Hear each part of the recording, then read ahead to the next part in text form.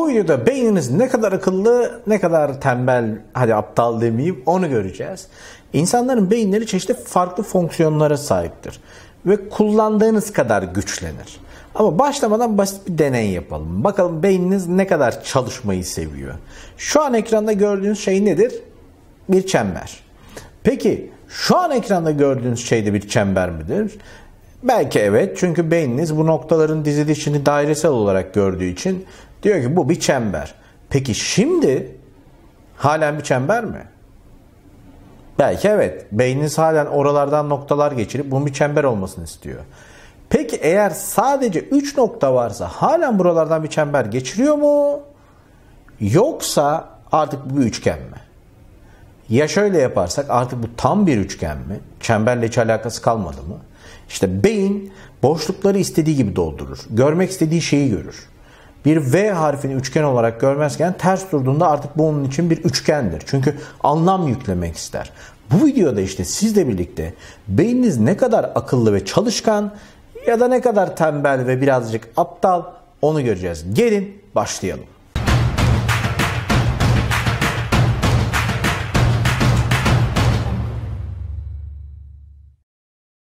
Hoş geldiniz. Beynimiz algısal restorasyon diye bir şey yapıyor. Restorasyon aslında biliyorsunuz işte tarihi eserlerin bozulmuş yerlerini yeniden yapıyorsunuz. Bütüne uygun hale getiriyorsunuz. Küçük kayıp kısımlar vardır. Onları düzenleyebilirsiniz. Ama beynimiz bir şey gördüğü zaman tamamını dinlemiyor. Tamamını görmüyor. Dikkat eksikliği yapabilir. Yani örneğin araba sürerken bir yandan, tabii bunu asla yapmayın, bir yandan işte sunumunuza çalışıp ya da telefonunuza bakıp görüntülü görüşüp bir yandan yola bir yandan ona, yola ona bakarken beyin arayı dolduruyor. Ya da işte aynı anda hem televizyon izleyip hem de bir yandan YouTube'da bir şeyler izleyebiliyorsunuz. Çünkü beyin kaynaklardan gelen görüntü ve bilgileri alıyor, kafasına göre birleştiriyor. Bir tek sorun var. Beyniniz çok çalışkansa bu işlemi düzgün yapmak istiyor. Diyor ki YouTube'da Haluk Tatar izliyor. Orada da işte televizyonda da bir belgesel izliyor. Ve bunları ayrı ayrı kaydedebilirim. Yorgun değilim. Ama beyniniz o gün tembelse, yorulmuşsa ya da birazcık şeyse o günlük o zaman birazcık belgeselden gelen datayı alıyor. Sonra Haluk Tatar söylemiş gibi araya birleştiriyor. Beyin duymak istediğini duyuyor. Hatta etraftaki atmosferden, stresten bağımlı olarak, size konuşan kişiden bağımlı olarak araya kelime bile uydurabiliyor. Hemen size basit bir örnek göstereyim. Beni izleyen değerli kardeşim, sen var ya tam bir sen. Anlıyor musun beni? Sen aslında tam olarak tam bir sen. İşte bunu söylediğim zaman sesimin tonundan, benden beklememen, o kelimeleri araya ne koyacağını bilmen, belki de sen tam bir dünya güzelisin, sen tam bir dahisin diyorum. Belki de sen tam bir diyorum, bilmiyorum. Ama beyin arayı tamamlıyor çok hızlı bir şekilde. Başkaları konuşurken de bazen bunları nasıl olsa söyleyecek, boş ver aman dinleme, araları sonra doldururuz. Genelde daha sizden yaşça büyük insanları dinlerken beyin algısal restorasyon yapıyor. Bunun çok ileri seviyeleri var. İlk önce bu abartısıyla başlayacağız, sonra konumuza geri döneceğiz. Bayağı bir dışına esneyeceğiz.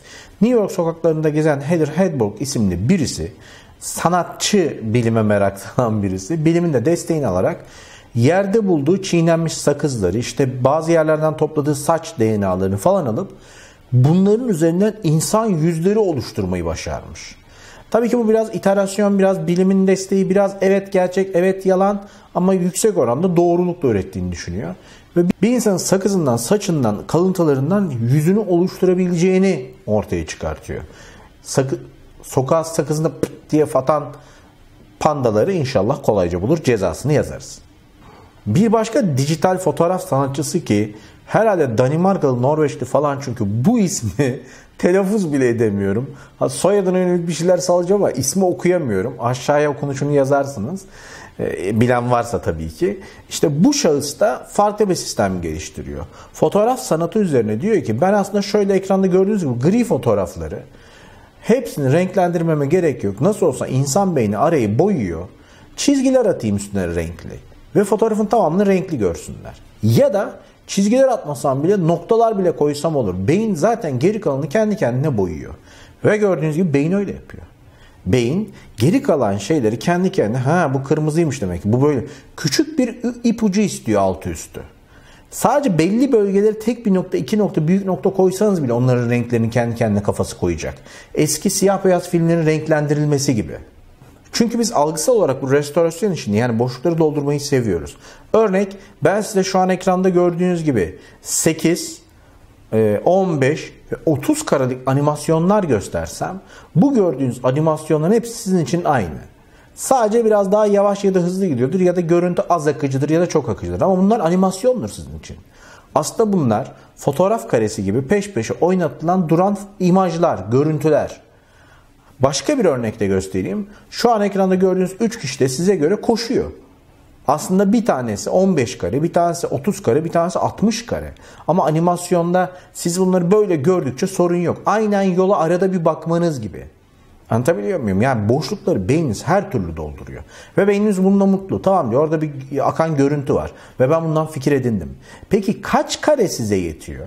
İşte bu beyninizin zekasıyla alakalı. Beyninizin tatmin olması için her kareyi görmek istemeniz apayrı bir olaydır. Aynen bir illüzyonisti izlerken eğer ki hilesini yakalamak istiyorsanız elini çok dikkatli izlemeniz gibi. Eğer o gün keyfiniz yerindeyse ve kandırılmak istiyorsanız da çok umursamazsınız. Her detaya bakmazsınız. Beyin zaten kandırılmak ister. İşte dünyada da beynin kandırılmak istemesi ya da aşırı şüpheci, septik olması durumu var. Örnek, size alışveriş yaparken bu kullanılıyor. Beynin boşlukları doldurmasını. Siz diyelim ki işte bir cep telefonu alacaksınız ve telefonla ilgileniyorsunuz. Daha önce algı yönetiminde buna benzer bir örnek vermiştim. Bu yeni ama. Siz telefonu alıp bırakıyorsunuz, o modeli alıp bırakıyorsunuz ya da diyelim ki başka bir şey, kıyafet. Satıcı bunun eğitimi aldığı için size diyor ki ya sizin de az önce beğendiğiniz işte şu modelde olduğu gibi siz aslında öyle bir şey beğenmediniz ama beyninize sahte bir anı ekiyor. O an bir anı oluşturuyor ve o anı beyninizin içine yerleşiyor. Aynen videonun başında size sen tam bir dediğimi hatırladığınız gibi. İşte size satıcı eğer ki az önce sizin beğendiğiniz de buydu diye sahte anıyı ekerse aslında ben onu beğendim evet ya diyorsunuz.